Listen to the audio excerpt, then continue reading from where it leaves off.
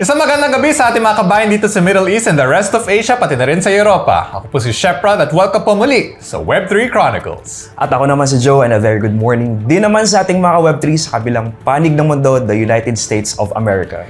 Muli natin balikan ng ilang mga bumidang balita sa mundo ng Web3 nito nakaraang linggo. Mga balitang patuloy niyong sinubaybayan sa mundo ng Web3. For our top story, maraming movement sa crypto world this past week at isa na sa mga nanguna dito ang paglabas ng Trump coin.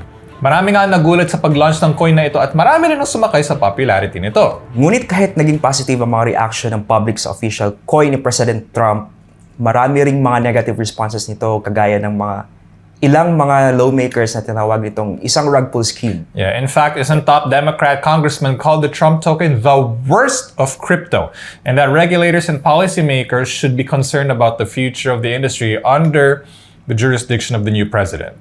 Here's what I think, man. I think the Trump coin is the worst in all of crypto because one, there's no clear transparency. Very, very absolute red flag. And that two, a lot of people have been saying that they're actually just, making their money go around this coin. Like there is no actual purpose for the Trump coin, but for everyone to make money in the worst possible way. So, agree ako sa iyo kasi parang it's a kind of a narrative naman sa crypto na pag merong isang driven sentiment occasion, yun, parang nag-hype yung mga a kind of group.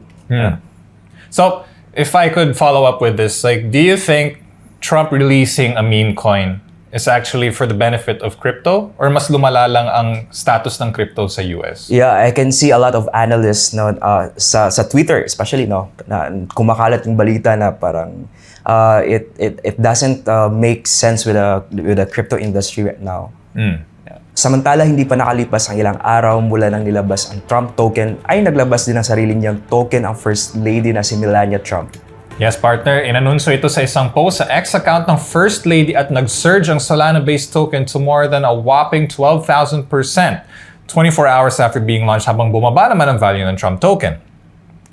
At sabi sa project website ng Melania Coin na intended lang ito for collecting and entertainment purposes only at hindi ito financial instruments or investment. So ang weird, diba? Parang Trump token release, no transparency. And then now, they also made it clear with the Melania token na it's only for entertainment and for what? Money-making purposes. Kakaupo lang ni President Trump.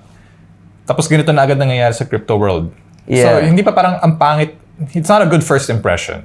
Yeah, I do agree with you as well na parang ina-affirm lang Melania Coin na parang hype lang talaga yung parang first token, which is the Trump coin. Yeah, and then I also heard like from insider circles that most of the people who actually invested in Trump token, parang nag-reroute lang, umikot lang daw sila sa Melania token, diba? Yeah. Ang dami nagre-reklamong crypto influencers and actual traders na like, what's the point of launching these tokens? Yeah, parang it's a kind of like isang developer lang yung gumagawa yung dalawang token na yun. Yeah. Sa ibang balita na pabalita na planong bumili ang parent company ng TikTok na ByteDANCE ng $12 billion worth of AI chips this year, with $5.5 billion ng budget allocated for domestic chip purchases from manufacturers like Huawei. And this move will effectively double its investment from last year kahit na may pressure sa mga Chinese tech companies to boost their local industries and reduce their dependency on Nvidia AI cards. Yeah, ayon sa mga analysts, selling the intellectual property rights would represent a significant shift in the NFT industry since CryptoPunks remains the most valuable NFT in the market. I think the main thing we can take away from this news is that it's fascinating how everyone, like even parent companies like ByteDANCE, are all gearing up toward the AI industry. Yesterday, Samsung just had their first Galaxy unpacked. They pretty much said, everything we're doing this year for all our devices, we're gearing to AI. So my question for you, Joe, is what do you think is the impact of AI when it makes its way into cryptocurrency? Because like last year, hindi naman siya pinag-uusapan. Pero ngayon, kailangan na ata siyang pag-usapan. Yeah, parang it's a kind of like a new, hindi naman siya bagong narrative, no? Parang it's a kind of like an innovation naman sa blockchain space kasi parang tinatawagan nila parang there would be an intelligence blockchain. Yeah, parang ganun. Parang first time mo narinig yun, di ba? Yeah, like wow. Yeah, and it's kind of like intersection of AI and the blockchain technology. Damn. If Adrian were here, I would immediately be scared as hell. Samantala, a day after mula nang umalis sa pwesto si Gary Ansler ng US Securities and Exchange Commission, ipinasok naman ng REX shares ang mga spot ETF applications ng Trump, BONK, and Dogecoin. Kapag na-approve ang mga na-file na ito ng mga REX shares will become the first meme coin ETF in the US. At matatandaan na January last year nang naaprubahan ng first spot Bitcoin ETF sa US, with Ethereum ETFs later approved last May.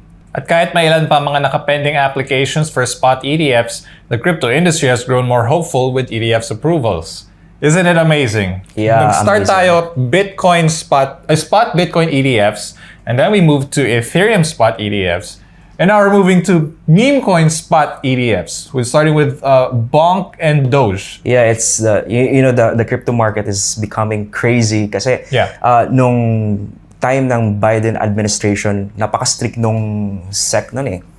Yeah. And if you guys have been watching our news since last year, could you explain mga Joe sa viewers natin saglit, what are spot ETFs in the first place? Pag sabihin kasi nating ETF, it stands for Exchange Traded Fund, which means hindi na kailangan ng mga investors na mag-create ng mga crypto wallets. All they need to do is to give their or put their money into the financial investment firms at sila na yung mag-run ng kanilang mga money. Yung, di ba, meron tayong BlackRock, meron tayong Bitwise, Wisdom 3, something like that. So, yeah. Perfect. So in layman's terms, sobrang ganda na explanation ni Joe, guys. Spot ETFs are essentially another way for people to invest in crypto without having to deal in the Web3 space yet. They don't have to enter the blockchain industry yet. So even if they have like an account with BlackRock, they could deal in cryptocurrency. They could invest. They can buy Bitcoin. Yeah. So essentially, with our news today, it's basically saying, oh, you want to invest in meme coins? You could try spot ETFs first. And which, if that happens, the actual meme coins are gonna skyrocket. Yeah, parabolic pump. Exactly. And wrapping up our top stories this week, Balitang Pinas naman tayo as we reveal a deceptive Facebook ad na kasalukuyang umiikot sa Pinas that will lead users to visit a suspicious website, putting them at risk of scams. And so the boosted Facebook post encourages users to download a Binance app and even includes a photo of the former Securities and Exchange Commissioner Kelvin Lee. The post contains an auto-redirect advertisement that leads users to a questionable website. This stresses the increasing risk of fraud in the Philippines due to regulatory uncertainties. At winawarning nga ng mga users to be cautious sa pag-download ng mga apps from unverified sources and protecting their personal data. Yeah, and so the ongoing presence of fraudulent ads amid the SEC's regulatory efforts signals the urgent need for clear laws and enhanced enforcement to protect Philippine cryptocurrency users from scams. Bring up ko lang to saglit. Buti na lang ito rin yung pinaka last news natin for the week, no? Kasi we've been doing the news for 2 years now. Yeah. And it's getting crazier how all these fraudulent scams are actually improving more than the security in the Philippines is improving. Tapos ang malala pa dito, we're ushering in the advent of AI. Imagine mo, Paps, no, pag nag-fuse ang AI at lahat ng fraudulent schemes, like how do we even protect ourselves with all this threat and danger? Yeah, in my end naman, I think the government as well, sa end naman nila, they also need to get into advanced, innovation in terms of how to deal this kind of scams and hacking activities. Kasi nga, tumatalino na yun ng mga hackers at saka mga scammers, Personal question for you, like, assume mo na hindi ako native digital currency or cryptocurrency trader. Like, how would you entice me to move all my finances from Web 2 to Web 3, considering na sobrang lala ng mga fraudulent schemes ngayon? Sige, kasi sinabi mo kasing all my finances, pero I would say na there's always still diversification of assets. So parang hindi naman talaga lahat na pwede mong ilagay dun sa crypto yung lahat ng mga investment mo, right? So, and also I think what we need is yung financial literacy dyan sa Pinas. Yun yung pinakakulang kasi natin. Yeah. So, to end the news this week, guys, financial literacy, which also means do your own research. And as a request to the Philippine government, guys, we gotta up our security for digital finance. Yeah, exactly. If everyone's gonna enter crypto, they also need to have further security. At iyan ang mga mainit na balita at mga bumibidang happenings sa Web3 this week. Ako po si Joe at huwag kalimutang mag-subscribe sa aming channel and hit that notification bell for more updated contents mula sa amin. At muli ako po si Sheprod. Magkita-kita tayo muli as we still give you what's hot and what's trending dito lang sa patuloy na pagkakatiwalaan niyo pagdating sa Web3 news and happenings. Web3 Chronicles! Maraming salamat, Joe, for all the wonderful analysis this week. We're gonna see Adrian real soon again, guys. Shout out to John Dong as well. Everybody, take care. Be sure to do your own research.